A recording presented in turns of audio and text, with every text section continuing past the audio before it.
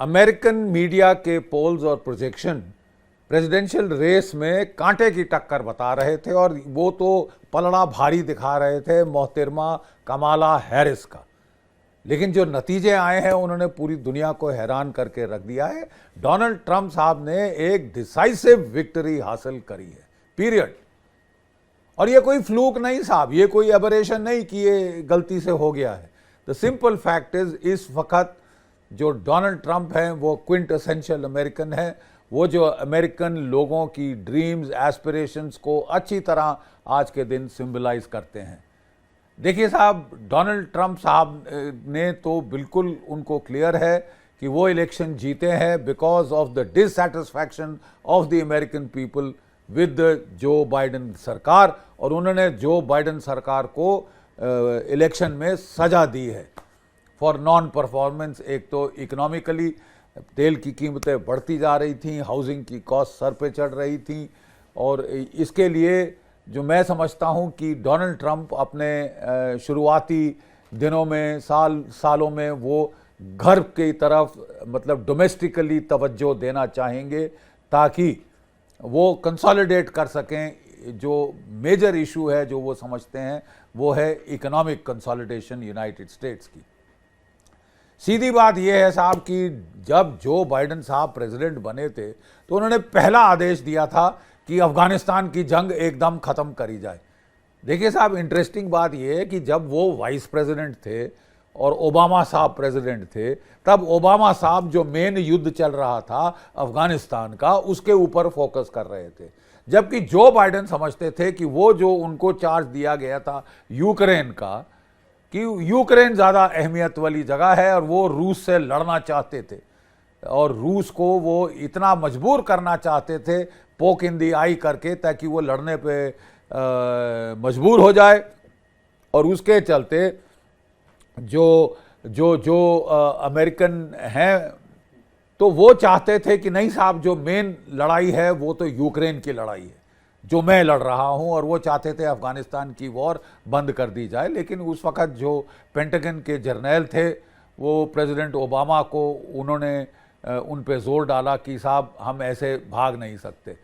तो जैसे ही बाइडेन साहब जो है वो प्रेसिडेंट बने, चचा बाइडेन, उन्होंने पहला आदेश ये दिया to get the hell out of Afghanistan, और ना सोचा ना समझा और आदेश दिया और बोला कि अब मैं प्रेसिडेंट हूं, मैं बताता हूं इनको कौन बॉस है, they don't F around with me करके उन्होंने यहां तक बोल दिया। और जो जनरल माइली साहब थे उन्होंने तुरंत यस बॉस करके अमेरिकन फौजों को जैसे तैसे घसीट लिया अफगानिस्तान से, और एक डिजास्टर के साथ स्टार्ट हुई Biden administration. Disaster in Afghanistan, disgrace of a withdrawal. लेकिन ये विड्रॉल किस लिए था? इसलिए नहीं कि वो लड़ाइयां नहीं चाहते थे, इसलिए कि बाइडेन साहब अपनी पूरी शक्तियां लगाना चाहते थे रूस के खिलाफ। उस वक्त उनको जो बहुत सारे अमेरिकन जियो स्ट्रेटेजिक थिंकर्स थे, जैसे प्रोफेसर मीरशाइमर, जैसे कि हेनरी किसिंजर ने तो उनको यहां तक चेताया था कि साहब it should be settled maxim of American foreign policy never to deal with more than one major Asian power at a time. यानी आप रूस और चीन दोनों से इकट्ठे युद्ध नहीं कर सकते, करना बेवकूफ़ी होगी। लेकिन ये बेवकूफ़ी डोनाल्ड ट्रंप साहब के पहले बाइडेन साहब ने ज़रूर करने की पूर्ण कोशिश की। और साहब वो वहाँ पे उन्होंने तब तक पोक किया रूस को इन दी आई, सारी रेड लाइन उनकी पार करी और मजबूर किया, कोई चारा नहीं छोड़ा रूस के पास कि वो यूक्रेन पे हमला करे। और जैसे ही हमला किया, वो अमेरिकन प्लेबुक पहले से तैयार थी, इंफॉर्मेशन वॉरफेयर प्लेबुक की हमलावर करके, और ये वो एग्रेशन बरकरार दिया। और वो पहले से इकोनॉमिक सैंक्शंस की तैयारी करके बैठे थे, और उनकी सोच ये थी कि जो मेन युद्ध होगा वो इकोनॉमिक तबाही कर देंगे रूस की, डिस्ट्रॉय द रशियंस इकोनॉमिकली, जैसे कि 1990 में उन्होंने सोवियत संघ को सत्यानाश कर दिया था, उसका बर्बाद कर दिया था, 15 टुकड़ों में तोड़ दिया था बाय इकोनॉमिक वॉरफेयर। क्या किया था साहब? 1980 की दशक में उन्होंने ऑयल की प्राइस, जो कि मेन एक्सपोर्ट है रशियन का, रूस का, उसको फ्री फॉल में डाल दिया। $30 से $10 प्रति बैरल ले आए और रशिया की इकोनॉमी कोलैप्स हो गई। अफगानिस्तान ने नहीं किया कोलैप्स रूस की इकोनॉमी को, वो लड़ सकते थे कई साल। जो प्राइस ऑफ ऑयल जो अमेरिका ने सऊदी अरेबिया के साथ मिलकर गिरा दी, उससे रशिया की इकोनॉमिक तबाही हो गई थी। और जो बाइडन, चचा बाइडन चाहते थे कि वो फिर जो है वो दूसरी बार पतन कर दें रूस का, जैसे सोवियत संघ का पतन किया था। तो साहब इसके चलते उन्होंने पूर्ण रूप से कोशिश करी, लेकिन उल्टे बांस बरेली को आ गए। आज रूस की इकोनॉमी युद्ध के पहले से ज़्यादा स्ट्रांग हो गई। जो तेल यूरोप ने, अमेरिका वगैरह इन लोगों ने, यूरोप ने खरीदना बंद किया, वो सारा तेल चीन ने वहाँ खरीदना शुरू किया, भारत ने खरीदना शुरू किया, क्योंकि हमको इसमें निजी फायदा था। हम क्यों एक्स्ट्रा महंगा ऑयल लें, जब यूरोप खुद चोरी छिपे जो है वो रूस से तेल और गैस खरीद रहा है, तो हम साहब क्यों सहें। लेकिन बाइडेन साहब तो लगता है थोड़ा सटिया गए थे, उनकी उम्र का तकाजा था, और उन्होंने साहब चलते ये किया कि you are either with us or against अस, या तो आप हमारे साथ हैं साहब, या आप भारत या आप अमेरिका के विरोध में हैं, आपको रूस से कट्टी करनी होगी, आपको रूस से रिश्ते तोड़ने होंगे। तो हमने बड़ा नेचुरली भारत की जो लीडरशिप थी, उन्होंने कहा साहब हमारी कोई प्रॉब्लम नहीं है रूस के साथ, आपकी प्रॉब्लम है, आप डील करें, आप हमें क्यों मजबूर कर रहे हैं कि हम अपने रिश्ते तोड़ें। रूस एक ट्राइड टेस्टेड फ्रेंड है, जिसने हमेशा हमारी मदद की है। अगर कोई भी उसने हमारे साथ एग्रीमेंट किए हैं, कभी तोड़े नहीं हैं। हमने तो आपके साथ जेट इंजन का एग्रीमेंट किया कि वो टेक्नोलॉजी ट्रांसफ़र होगी, भारत में मैन्युफैक्चर होगी, और आप साहब पैसे खा के हजम करके साफ मुकर गए, साहब। और वो डील ही तोड़ दी, और हमारे जो लाइट कॉम्बैट एयरक्राफ्ट जो कि रिप्लेस करने थे MiG-21 को, वो नहीं हो रहे। बहरहाल प्रॉब्लम अब ये है कि where do we go from here, क्या करेंगे डोनाल्ड ट्रंप साहब। क्या वो ईरान पे, हमेशा वो ईरान के बरखिलाफ रहे हैं, क्या अब वो इजराइल के साथ मिलकर ईरान पे ऐलान जंग कर देंगे, उसके न्यूक्लियर फैसिलिटीज़ तबाह करेंगे, उस पर शरेआम हमले करेंगे? नहीं, हमारे अंदाज में डोनाल्ड ट्रंप इस वक्त चाहते हैं कि वो इनवर्डली फोकस करें, अमेरिका की इकोनॉमी पे फोकस करें, अमेरिका की कैपेबिलिटीज़ पर फोकस करें, ना कि एक्सटर्नल वॉर्स पे। खासकर वो युद्ध जो बाइडेन साहब उन्हें विरासत में छोड़ गए। 3 साल से रशिया यूक्रेन का युद्ध चल रहा है, कोई 8-9 लाख लोग तो मारे गए हैं, और उससे दुगना लोग वहाँ घायल हुए। फिर 7 अक्टूबर को मिडिल ईस्ट में बवाल छिड़ गया, जिसके चलते साहब वहाँ पे अब जो है, वहाँ पे मिडिल ईस्ट के अंदर कोई 1.5 लाख से ज़्यादा लोग मारे जा चुके। और साइड लाइन पे हम देख रहे हैं कि जो भी अमेरिका के दुश्मन हैं, यानी क्रिक तो मतलब एक क्रिक इन द नेक बन गया है, पेन इन द नेक बन गया है। चाइना, रशिया, ईरान, कोरिया, ये सब इकट्ठे हो रहे हैं, समन्वय कर रहे हैं। 10,000 फौज नॉर्थ कोरिया ने यूक्रेन में भेज दी है लड़ने के लिए, यूक्रेन के बरखिलाफ कुर्स्क सेलिएंट में वहाँ उनकी फौजें तैनात हो गई। तो साहब अब अपने दुश्मनों को सबको इकट्ठा कर दिया है। और ये जो बाइडेन साहब की जो बेवकूफ़ियाँ थीं, जो कि इकोनॉमिक ओवररीच, मिलिट्री ओवररीच थी, वो बहुत महंगी पड़ी है।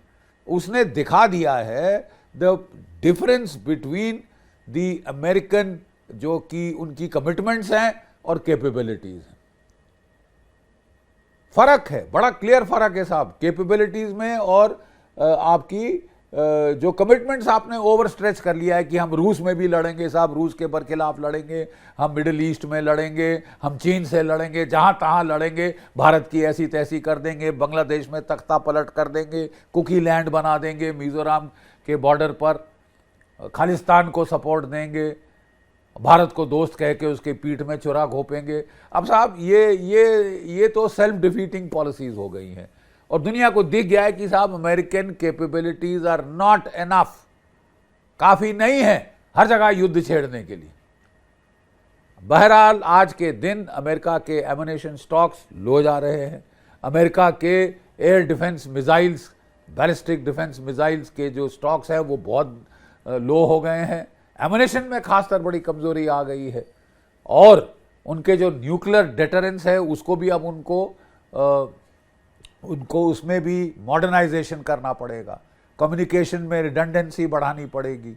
अभी अमेरिका का 3% जीडीपी का डिफेंस पे स्पेंड कर रहा है, वो बढ़ाकर 5% करना पड़ेगा अगर आप ओवर मैचिंग कैपेबिलिटीज चाहते हैं। बात यह है कि एंडलेस युद्ध जो यहाँ छिड़वा दिए जो बाइडन, चचा बाइडन ने, उसके चलते जो है वो ओवर रीच हो गया है, ओवर स्ट्रेच हो गई है, अमेरिकन कैपेबिलिटीज कम पड़ गई हैं, तो डेटरेंस घट गई है अमेरिका की। अब लोग डरते नहीं हैं, चीन का डर कम हो रहा है, नॉर्थ कोरिया का डर कम हो रहा है, रूस तो पहले से ही लड़ गया।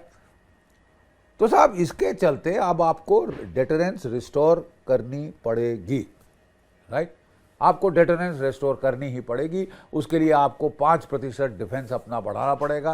पहले तो इकोनॉमिकली सॉर्ट आउट करना पड़ेगा, जो जॉब लॉसेस हो रहे हैं उनको सॉर्ट आउट करना पड़ेगा। 11 मिलियन जो कि अवैध वहाँ पे नागरिक आ गए हैं, जो कि माइग्रेंट्स आ गए हैं, उनको बाहर निकालना चाहते हैं ये, उनके लिए तो शायद फौज लगानी पड़ेगी। 11 मिलियन, छोटा बनी 11 करोड़, छोटा मोटा आंकड़ा नहीं है साहब ये, कि आप उनको घर से बेघर करें, उनको उठा के आइडेंटिफाई करें और उनको बाहर फेंकें यूनाइटेड स्टेट्स के। बड़ा भारी काम चाहिए।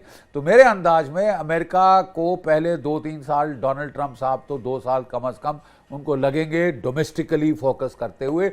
इसलिए जो सब युद्ध विरासत में बाइडन साहब, चचा बाइडन उनको दे गए हैं, उनको वो अब ख़त्म करना चाहिए। He will like to have peace with Russia, he would like to wind up the war in Ukraine. वो फोर्स करेंगे ज़ेलेंस्की को कि हम तुमको सारा एड शेड डॉलर जो $500 बिलियन खा गए, काफ़ी खा गए, अब बंद, ख़त्म। और जो डिल्यूजनल बातें कर रहे हैं ज़ेलेंस्की साहब कि मैं तो खदेड़ दूंगा रूस को बाहर, आप पिट रहे हैं साहब ज़मीन पे, और आप बहकी बहकी बातें कर रहे हैं कि मैं रूस को खदेड़ दूंगा, मॉस्को तक पहुंच जाऊंगा। ये ख्वाब नेपोलियन ने देखे थे, हिटलर ने देखे थे, आज तक तो कोई पहुंच नहीं पाया वहां, उल्टे पिट के गए वो लोग, और ज़ेलेंस्की साहब भी पिट गए। पिटवा दिया है अपने देश को, मरवा दिया है अपने देश को, बेवजह औरों की लड़ाई लड़ते लड़ते वानर की तरह वो नाच कूद रहे हैं ग्लोबल मीडिया के सामने, अपने लोगों को मरवा दिया है। 8 लाख से ज़्यादा कोई यूक्रेनियन मारे गए हैं या बुरी तरह से घायल हो गए। अब उनकी दी एंड वहाँ पे आ रहा है, और मेरे ख्याल डोनाल्ड ट्रंप साहब अब जोर डालेंगे ज़ेलेंस्की पर कि जो भी लॉस हुआ है टेरिटरी का वो उसको एक्सेप्ट करना पड़ेगा, in situ cease fire along line of contact करना पड़ेगा। और जहाँ तक मिडिल ईस्ट का सवाल है, मुझे लगता है कि वो इस कोशिश में है वो एक हॉस्टेज डील करके सीज फायर करा दे मिडिल ईस्ट में। एक्चुअली ये दुनिया के लिए भी बहुत बेहतरीन होगा कि ये जो जंगें, लड़ाई बेवजह की छिड़ गई थी, मार काट, जैसे मैंने बताया 9-10 लाख लोग तो यूक्रेन में मारे गए हैं, 1.5-2 लाख मिडिल ईस्ट में मारे गए हैं, और कोई अंत नहीं दिखाई दे रहा। तो मैं नहीं समझता कि डोनाल्ड ट्रंप साहब इस वक्त कोई लड़ाई छेड़नी चाहेंगे, खासकर वो लड़ाई जो बाइडन साहब उन्हें विरासत में दे गए। उनकी शुरू की गई लड़ाई नहीं है ये। बाइडन साहब हर जगह लड़ाई को प्रोत्साहन दे रहे थे हथियार बेचने के लिए। हाँ, आर्म्स कंपनीज ने तो खूब मुनाफा कमाया है। आम अमेरिकन जो है उसको काफ़ी इकोनॉमिक तंगी आ रही है। There is not enough food on the plate for the poor people. उनके जो हाउसिंग के कॉस्ट हैं वो बढ़ते जा रहे हैं, पेट्रोल के दाम बढ़ते जा रहे हैं, और जॉब्स कम होती जा रही हैं, खासकर इंडस्ट्रियल जॉब तो सारी चीन को, वियतनाम को और बाकी देशों को आउटसोर्स हो चुकी हैं। तो मैन्युफैक्चरिंग जॉब्स वापस लाना चाहते हैं। खासकर जो वाइट अमेरिकन मेल्स हैं वो पहले ज़्यादातर मैन्युफैक्चरिंग जॉब्स में काम किया करते थे, ज़्यादातर कॉलेज नहीं जाते थे। अब उनके लिए नौकरी नहीं है, तो ये जो है दुखती रग तो है वहाँ पे, और जिसके चलते बाइडन साहब को और उनकी वाइस प्रेसिडेंट कमाला हैरिस साहिबा को काफ़ी बुरी इलेक्टोरल हार मिली। अब सवाल आता है साहब कि क्या जो डीप स्टेट है अमेरिका की, जो CIA है, जो कि CIA है, जो कि उनकी सेक्रेटरी ऑफ स्टेट है, बाकी जो उनकी इंस्टीट्यूशंस हैं, क्या वो डोनाल्ड ट्रंप साहब को मनमानी करने देंगी या अपने अनुसार काम करने देंगी या अड़ंगे लगाएंगी?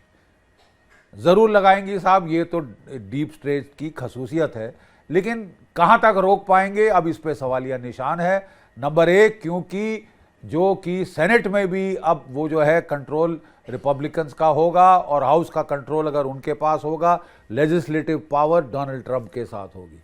अपनी पहली टर्म में डोनाल्ड ट्रंप इतने वाकिफ नहीं थे अमेरिका की डीप स्टेट के साथ, वॉशिंगटन में बेल्टवे में क्या क्या होता है, क्या क्या हथकंडे चलते हैं, उनको इतना मालूम नहीं था। लेकिन अब वो तजुर्बेकार हो चुके हैं। अपनी पहली term as 45th president of the United States वो अच्छी तरह जान गए हैं कि साहब ये है क्या, माजरा क्या है। तो इसके चलते he will be not be hiring and firing people at the rate जैसा कि वो फर्स्ट टर्म में कर रहे थे। अब वो समझ चुके हैं कौन कौन है, कौन कितने पानी में है, किसको मैं ट्रस्ट कर सकता हूँ, किसको नहीं।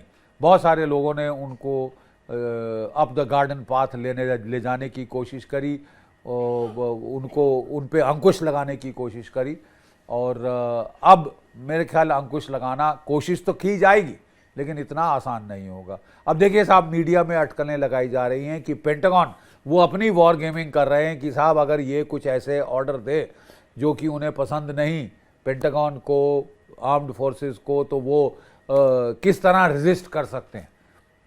वो ओपन बगावत तो नहीं कर सकते साहब, डेमोक्रेसी है, बहुत सारे चेक्स बैलेंसेस हैं, लेकिन किस तरह वो रेजिस्टेंस दे सकते हैं, एट्रिशन कर सकते हैं पॉलिसीज़ को। मसलन कि डोनाल्ड ट्रंप ने एक बार आदेश दिया था कि ये जो प्रदर्शनकारी है जो कि फ़िलिस्तीनी वगैरह, इनके खिलाफ फ़ौज का इस्तेमाल किया जाए, तो तब अमेरिका की फ़ौज में हाहाकार मच गया, साहब ये तो हम कभी अपने लोगों के खिलाफ नहीं इन्वॉल्व होते।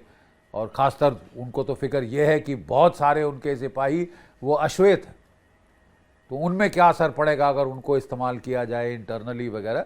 ये सब चीज़ें इनकी अटकल लगाई जा रही है कि कैसे रेजिस्टेंस किया जाए। लेकिन डोनाल्ड ट्रंप बिल्कुल क्लियर है कि वो अमेरिका की जो डेटरेंस कैपेबिलिटी, जो कि बहुत जिसको क्षति हुई है, उसको वो बिल्कुल रिस्टोर करना चाहते हैं। इसलिए वो समय लेंगे अपना, बट अमेरिका का जो डिफेंस इंडस्ट्रियल बेस है उसको स्ट्रेंथन करेंगे, एमिनेशन स्टॉक्स को स्ट्रेंथन करेंगे, air to surface missile stock strengthen करेंगे, न्यूक्लियर पावर को बढ़ावा देंगे, मॉडर्नाइज करेंगे, और 5% तक डिफेंस स्पेंडिंग को ले जाएंगे ताकि ओवर मैचिंग कैपेबिलिटीज़ क्रिएट की जाएं, मिलिट्री पावर इतनी शक्तिशाली कर दी जाए कि कोई भी दुस्साहस ना करे अमेरिका को चैलेंज करने का। भारत के लिए क्या, हमारे लिए साहब बहुत अच्छा है। डोनाल्ड ट्रंप पर्सनलाइज्ड रिलेशनशिप्स में बिलीव करते हैं और इसके चलते डोनाल्ड ट्रंप साहब जो हैं वो इसके चलते डोनाल्ड ट्रंप साहब जो हैं हमारे, उनके मोदी जी से ताल्लुकात बहुत अच्छे हैं, पिछली टर्म में भी बहुत अच्छे थे। पर्सनलाइज्ड डिप्लोमेसी में बिलीव करते हैं, बायलैटरल डील्स में बिलीव करते हैं। प्रॉब्लम आएगी तो वो आएगी साहब, वो जो टैरिफ्स के बारे में बात करते हैं, वो टैरिफ्स के बहुत बरखिलाफ़ हैं, और जो भी और बाहर के चीज़ आ रही हैं उस पर वो टैरिफ लगाना चाहते हैं। वो डोमेस्टिकल इकोनॉमी को स्ट्रॉन्ग करना चाहते हैं, और इसके चलते थोड़ा कॉन्फ्लिक्ट हो सकता है। लेकिन मेरा ख्याल ये कॉन्फ्लिक्ट टोटली मैनेजेबल होगा। जो कि युद्ध छेड़ दिया था चाचा बाइडन ने भारत के बरखिलाफ़, अब उसको तो वो ख़त्म कर ही देंगे। और कनाडा भी खुश नहीं है, क्योंकि कनाडा को भी आसार डोनाल्ड ट्रंप के साथ ठीक नहीं लग रहे। बाइडन साहब के साथ चल गई उन्होंने भी काफ़ी उन्माद किया, काफ़ी केओस क्रिएट किया खालिस्तान को लेकर। लेकिन अब जो है इसमें डेफिनेटली अंकुश लगेगा, डेफिनेटली अंकुश लगेगा।